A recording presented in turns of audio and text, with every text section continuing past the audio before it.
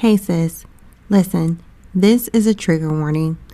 As Suicide Prevention Week is September 4th through September 10th, and as a mental health professional, I will be highlighting the topic of suicide prevention throughout this month with 3 episodes. So if you are struggling with suicide or you know that you cannot handle conversations about it, you may not want to listen to this episode. And if you find yourself needing someone to talk to, please call the number 988, which is the Suicide and Crisis Lifeline. Again, 988 if you're in need of help. Again, this is a trigger warning. If you cannot handle the topic of suicide, please do not listen to this episode. Today on Goodbye Heartbreak, Hello Purpose. When I look back, I'm actually to a point in life that it feels like somebody else's life. That I read a terrible story or I watched a bad movie and I realize it's actually our life, that we live through it, and I'm not going to say perfect from it because we're not, because we have our moments and we have our days that things are bad and different things that come up, but there has been tremendous growth. Hey sis, welcome to the Goodbye Heartbreak, Hello Purpose podcast, the place where you learn how to move forward from heartbreak and achieve wholeness through emotional healing, spiritual growth, uncovering identity and behavior patterns, and saying yes to the calling God placed in your life. I'm your host, Candace Baddies, and I know what it's like to be heartbroken and confused about who you are and what God created you to do. But I also know what it's like to be healed and whole with clarity. If you're ready to have your broken heart mended, grow your faith, and discover who you are, why you do what you do, and what you were created to do, look no further. You're definitely in the right place. So kick off those cute shoes that's been hurting your feet all day and turn me up in those earbuds. We're about to get into it.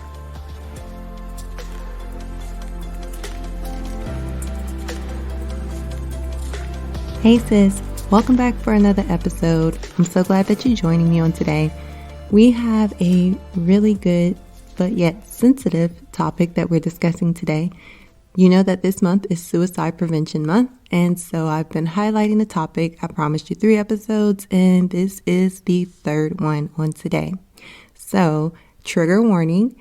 If you are triggered by the topic of suicide, this may not be the episode for you. I know I've already given a trigger warning, but I always want to make sure that you know before the episode starts that this is the topic we are discussing. So trigger warning. If it's too triggering, please do not listen to this episode. And it's a very special one. I have a guest for you, of course, that's going to be talking to us, and she has quite the story, and I can't wait to get into it. But before we do, I just want to just a couple of things. 1, if you have not subscribed to the podcast yet, please go and hit the subscribe button. 2, if you have not left your 5-star written review, please go and do that also. That really helps the show. It helps to get it out to the people who need it. And 3, go to my website, CandaceABaddies.com, and sign up for my email list, you guys. So when things really start going out, when I have any specials, any news, any tea to drop, you'll be the first to know on the email list, okay? And you get to know what's coming up for the week, for the month. So go ahead, CandaceABaddies.com, join my email list. So like I said, I have a special guest for you today. Her name is Katina Adams. She is a mom of 3 beautiful girls, and she's a real estate agent for Keller Williams, and she is in school really close to finishing with her master's degree in clinical mental health. So you guys, she's amazing. And most of all, she's a child of God, and she has needed him so much during her life, and she's going to tell you all about it on today, for the things that she's endured and gone through, and that she's still walking through with her family. She has such an incredible testimony. I'm just going to say that is, it's heartbreaking, yet it will shed light and hope and give encouragement. So I really want to get into it, so let's do it. Hey sis, so we are jumping into another episode. As you may have heard me say earlier, this is Suicide Awareness Month. We are highlighting this topic, and I have a very special guest for you here today, someone that I've known for a little while. Her name is Katina Adams, and I'm going to let her just quickly introduce herself. Hey Katina. Hi, Candace. How's it going? I'm good. So just kind of give everybody just a brief synopsis of who you are and what you do. So first and foremost, I am a mother of three beautiful daughters. That is my God-given purpose in life, is to raise these girls the best possibility I can. So they are 16, 14, and almost 12 years old. Mm. I am also a real estate agent with Keller Williams. I have been doing that for 4.5 years, first as a real estate assistant and then as a licensed realtor. Love my job. I love helping people. Prior to becoming a real estate agent, I actually advocated for suicide awareness. Spent a lot of time doing it, and part of why I'm here. So, Awesome, awesome. First of all, your girls are just amazing. They're so beautiful. And I remember, so Katina and I actually shared an office together as graduate assistants in grad school. And so I would always see pictures of her. At that time, she only had one girl, and I think you were pregnant with the second one at that time. And I would always see these beautiful pictures and, of her and her family, her husband, which we used to like joke and kid all the time because he was so good looking. I'd be like, "Girl, I'm gonna take your man." But it was just so beautiful. And so from the outside looking in, it was just like, man, you had like almost this picture perfect family. Y'all look so happy until, something happened where maybe you weren't. And so that's what we're going to kind of dig into today, because you lost your husband to suicide. And so I just kind of want you to just begin by sharing, like, kind of what happened and how you handled it initially. well, so I'll go back just a little bit. We were in grad school, and then I was pregnant with my second daughter.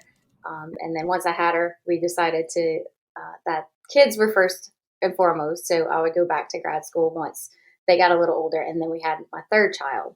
Um, and Cord, actually, my husband, took his life when Corinne, my youngest, was a year and a half old. Um, it was a very, very difficult time. We had actually sold our house in January, and we were living with a family.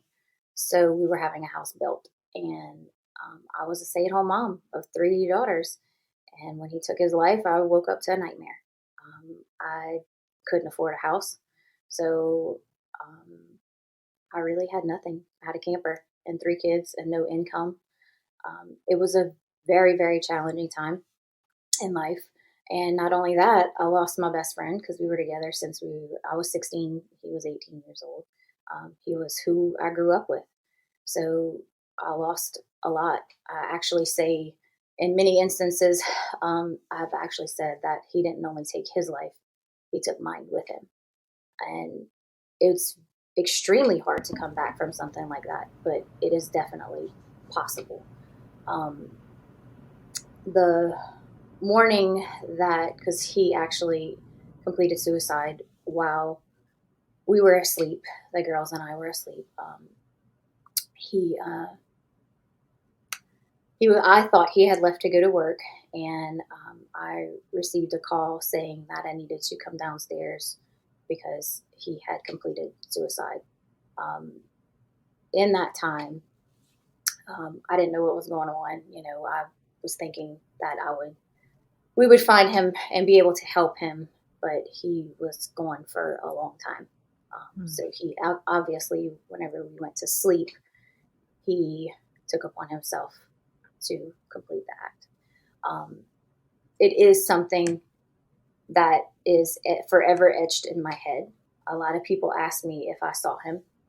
I don't think it really makes a difference because regardless if you see the person in that way or not, you're still going to picture it.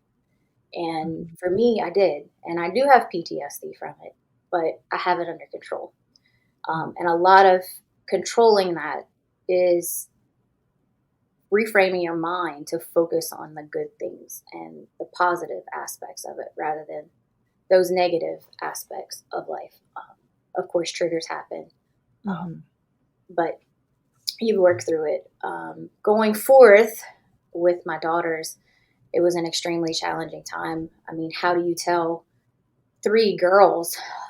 They were 6, 4, and a year and a half old at that point. How do you tell them that their dad killed himself? Their biggest fan.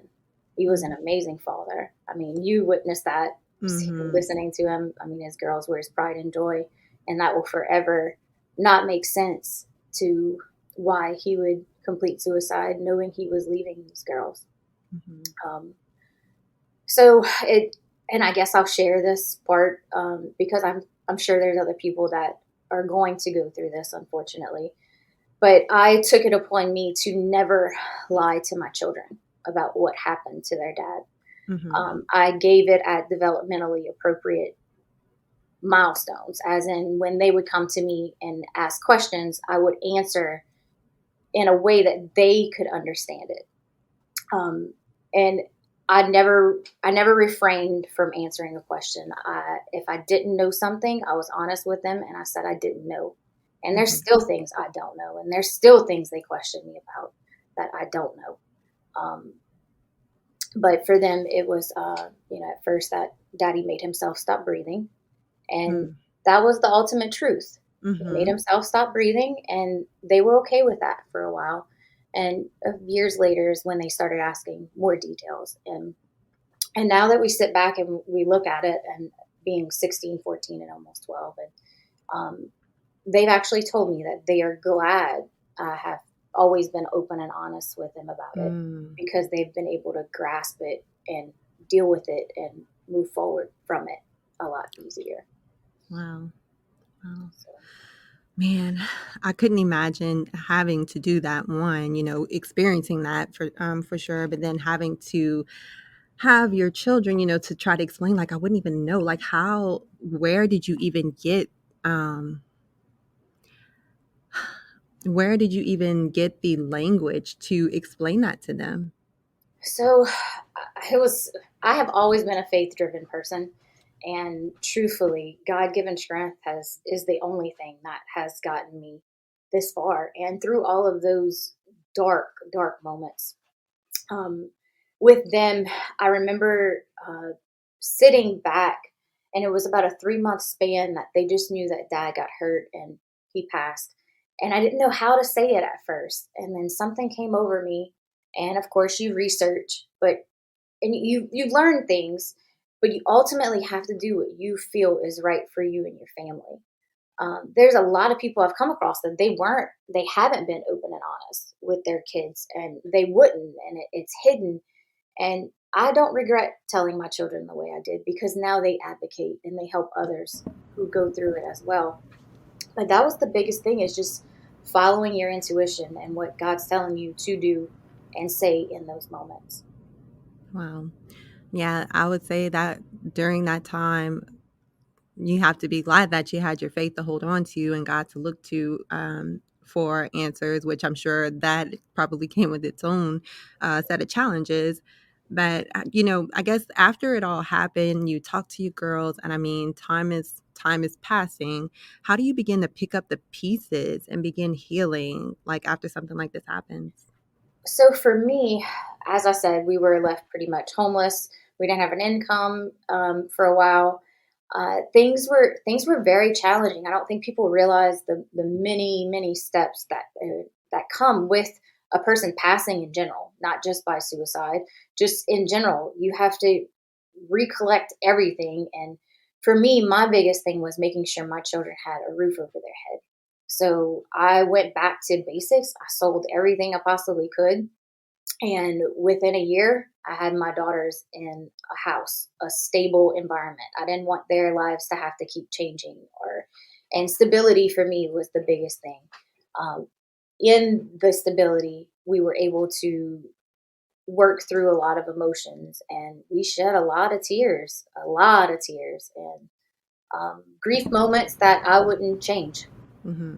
Hmm. And so, in that, talking about the stability and finally having a place where did y'all do therapy? Did y'all just kind of walk through it as a family? Like, how did y'all handle that? So we did a little bit of both. Of course, I always put myself on the back burner when my kids were younger, because I felt as though they needed me more than anybody else, and they did. Mhm. One thing I think I would have done a little bit differently is I would have put me first a little bit more, so Mhm. I could have healed quicker with them. But we had them in counseling. I went to counseling, but I wasn't as faithful with it. I did a lot of at home work more than Mhm. anything. Um, the problem we had encountered was with counseling, they're only accepted beginning at a certain age. And Oh, for my okay. youngest, she was a year and a half old. So she didn't necessarily remember it, although she remembered it, Mhm. if that makes any sense. So for Mhm. her, I couldn't get her into counseling until she was at least 5. And then by Mhm. that time, she really didn't want to go and was headstrong on I'm not talking. Mm. Fast forward years, I have 2 still that are in counseling currently, and I have one that she completed counseling and did some intense trauma therapy, and she's doing very well with it, along with Mm. myself. We actually did it around the same time, kind of supporting each other and walking Okay. through that journey. So, Gotcha. And then, so with all the healing through therapy and everything, what about like how did your relationship with God look during that time? Like, were you able to just like lean on Him, or were you questioning Him? Were you upset with Him during this season? Like, how did that go? oh, just like with everything and everyone else at that time, it was all of those emotions. And that was the biggest part of my relationship with God that I didn't withhold. Every emotion I felt, I expressed with him. Days that Mhm. I was mad, I would lay in bed and cry and sometimes scream at him. Mhm. It wasn't easy, but I think that's the biggest takeaway. God doesn't want us just when we're happy and joyful and or when we're completely sorrowful. He wants a relationship with us, and it's all the time. It doesn't always Mhm. have to be good. Yeah, I agree with that. Obviously, I feel as if, what you went through is kind of like the ultimate like heartbreak, but in seasons that we talk about on the podcast a lot, I always tell women that, you bring everything you have to God. Like He's not afraid of your emotions. He's a big God and He can take it. So I'm glad that you shared that. Um, how did this experience kind of shape and affect your identity moving forward? After I'm sure you had to do some finding of yourself, as you said. You guys kind of grew up together, not just that you found him later in life and y'all were Mhm. together, but y'all grew up together. Y'all were kids and went into adulthood together. So, what was your identity like after that happened, and how did this affect and shape it? So let me just go back and say that it's 10 years now. Mhm. So this is Wow. a long journey. It made 10 years in May, which Wow. it feels like forever ago and yesterday all at the same time. Hmm. Um, it's when I look back, I'm actually to a point in life that it feels like somebody else's life. That I read a terrible story or I watched a bad movie and I realize it's actually our life, that we live through it and I'm not going to say perfect from it because we're not, because we have our moments and we have our days that things are bad and different things that come up. But there has been tremendous growth coming across, especially in myself. Like I said, I was 16 when we started seeing each other, and I think it would be, I don't even know how many years at this point it would have been. But, anyways, I guess the growth part, I think the most has happened in the last year. Um, about 5 years ago, before I started real estate again, I actually started working on my master's in counseling, um, but on the mental health side rather than the specialist and school psych side. Hmm. Um, and I'm not far from getting it, but I fell in love with real estate Hmm. and I love helping people. And this just became my avenue to be able to help people. Um, but over the past year, I have taken a lot of time to really dive into myself, and that's setting up boundaries because I'm a yes person. If you need something, yes, I'm going to do it. If you want help, yes, I'm going to do it. I tend to overextend myself, and it becomes unhealthy because for me, staying busy kept my mind off of what I was going through. Oh, So, gotcha. in the last year, I've learned to slow down and I've taken a lot of time in solitude to be able to identify who I am. And that's a big takeaway from this whole thing. I said earlier, I would advocate for suicide awareness, and I did. I helped to bring the Out of the Darkness walk to Homa, which I'll give some details on that because that is actually coming up October 1st. I'll give some details on it. But I spent 5 years on the committee fully advocating and dove in and went to trainings and every step of the way. And COVID happened, and I kind of just pulled back and I felt overwhelmed by it because I felt like suicide defined who I was. And although it is a part of me, I realized over that time it's always going to be a part of my story, but it doesn't define who I am. And I grew into real estate, and then I dove into real estate full force. And I had to pull back from that as well because my daughters were hitting different developmental milestones and they needed me. And in doing that, I pulled back from both of those things in the last year and just reevaluated where I was needed most. And now life is about finding balance.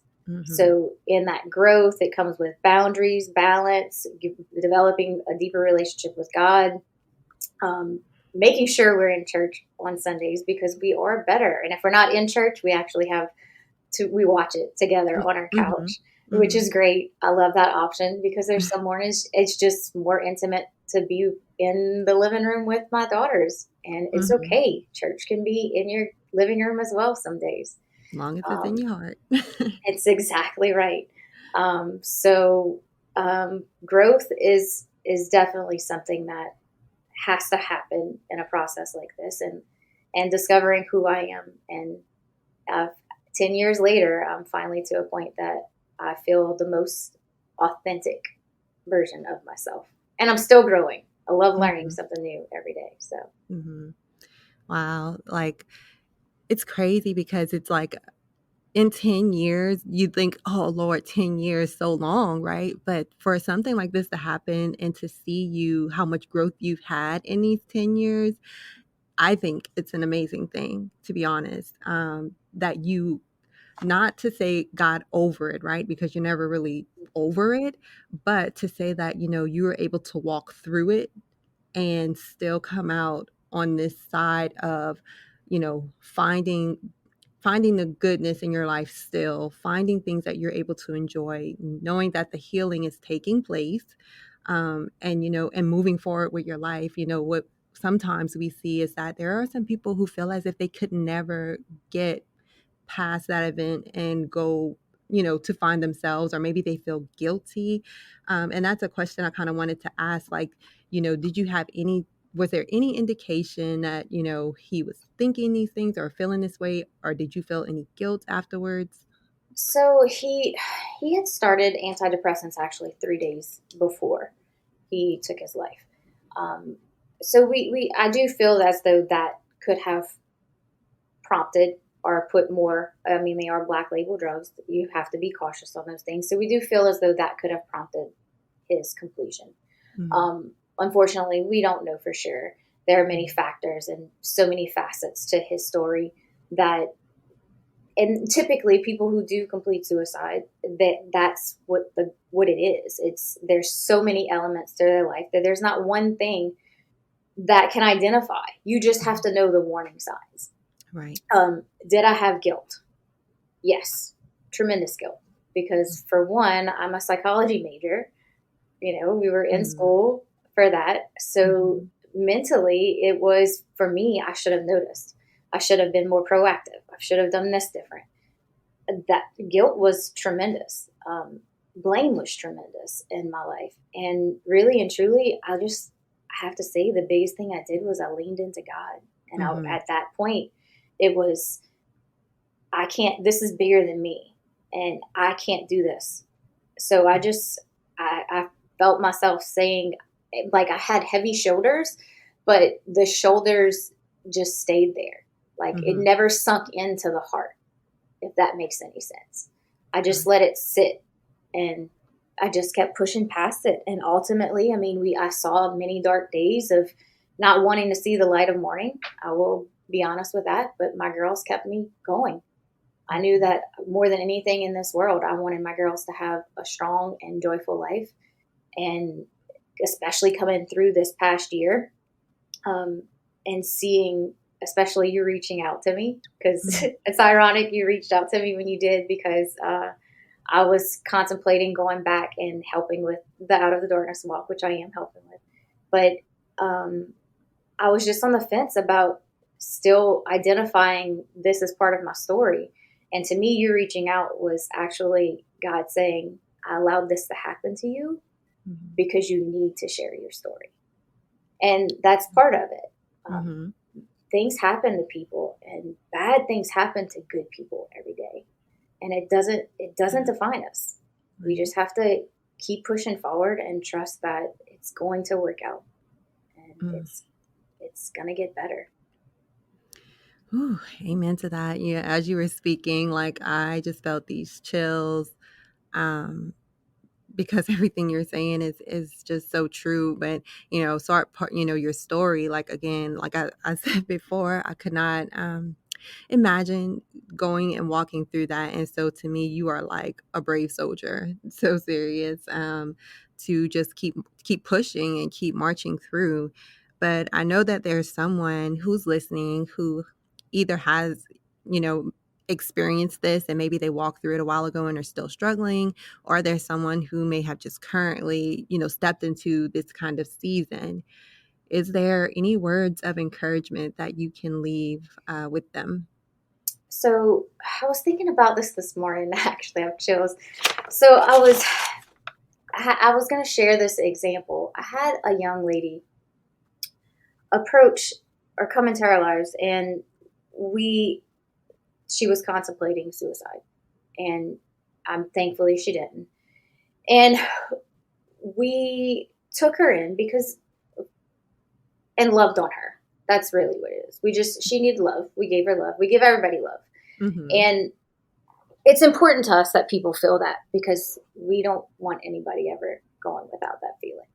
And so with her, she had spent the night, and the next morning I gave her time, and I approached her, and my question to her was, how do you feel this morning?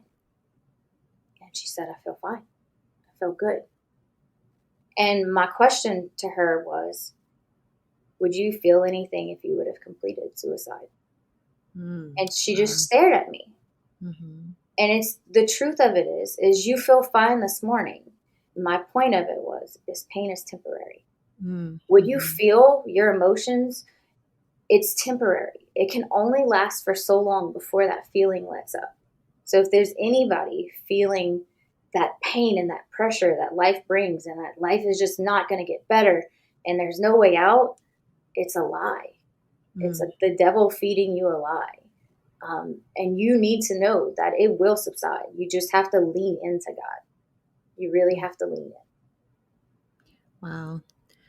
Ooh, that is a powerful example. Like I never even thought about that. Like if somebody was to say that, to come back and ask and of course not go through with it, to come back and ask that question, that is a very powerful question. Wow. That really just resonated, because that's the truth. You wouldn't have felt anything, but you're feeling fine now. That temporary feeling. Wow.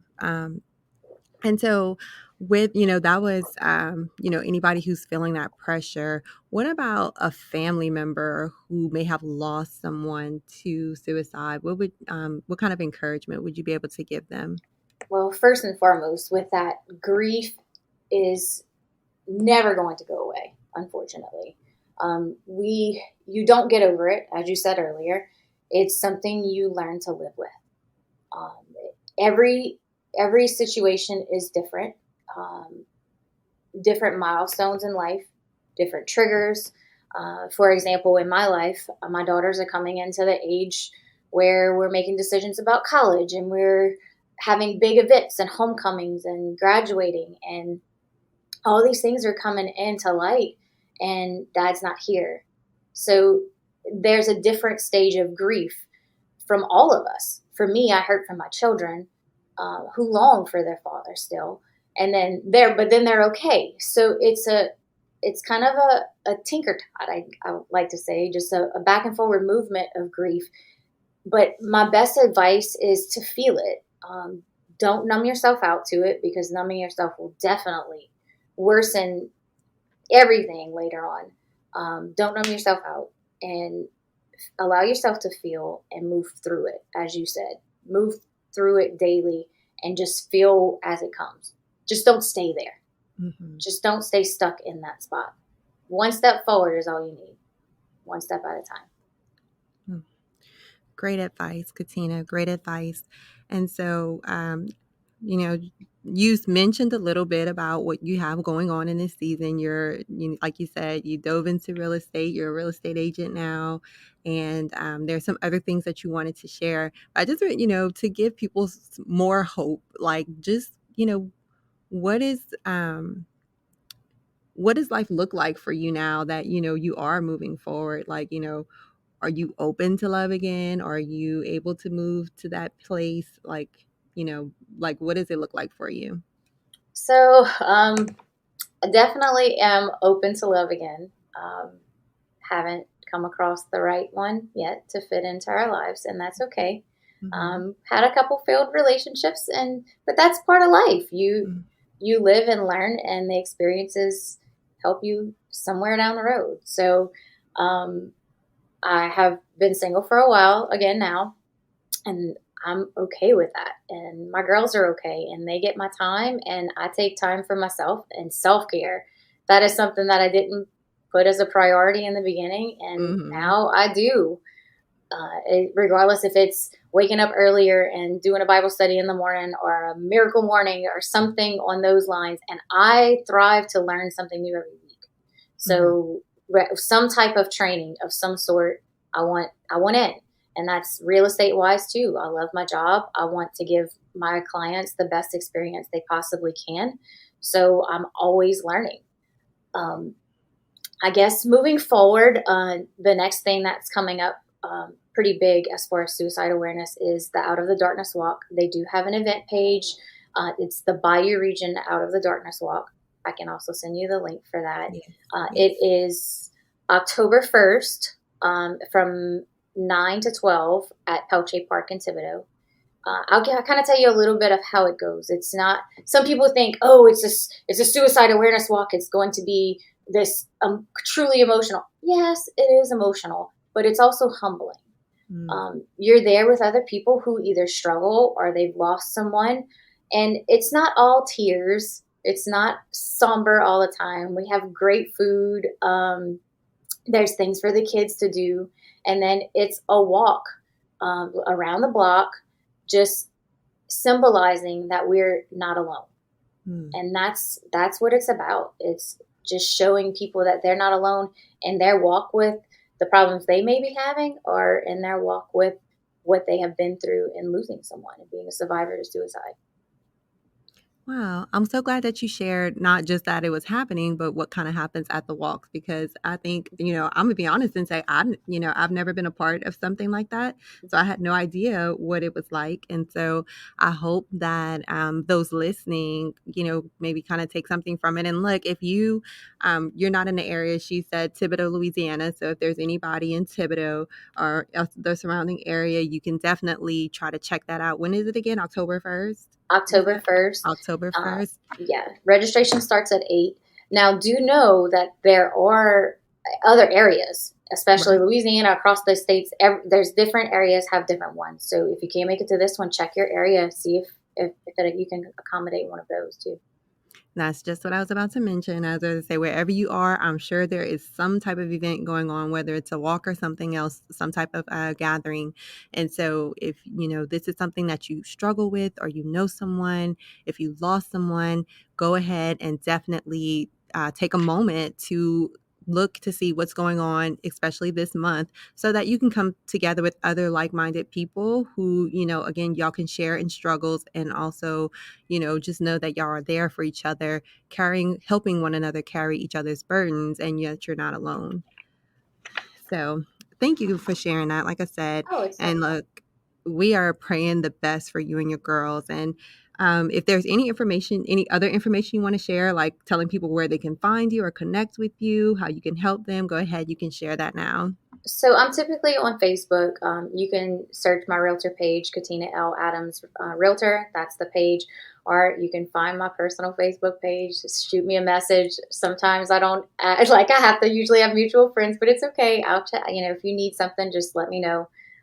Real estate wise, grief wise, I do my best I can to help you out. One last thing I will say, September. And I wanted to touch on this earlier. September 10th is actually Suicide Awareness Day and Prevention.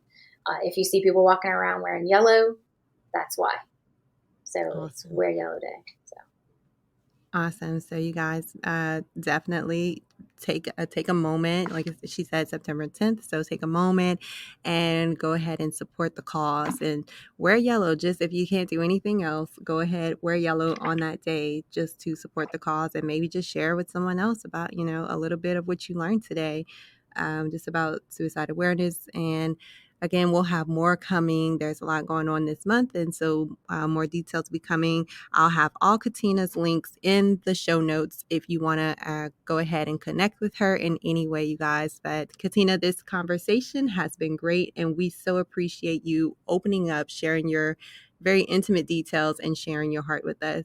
We love you, girl. I love you guys too. I appreciate you giving me this opportunity to share and to hopefully inspire others to get past that heartbreak and move forward. Awesome. All right, y'all. I'll talk to you on the next episode.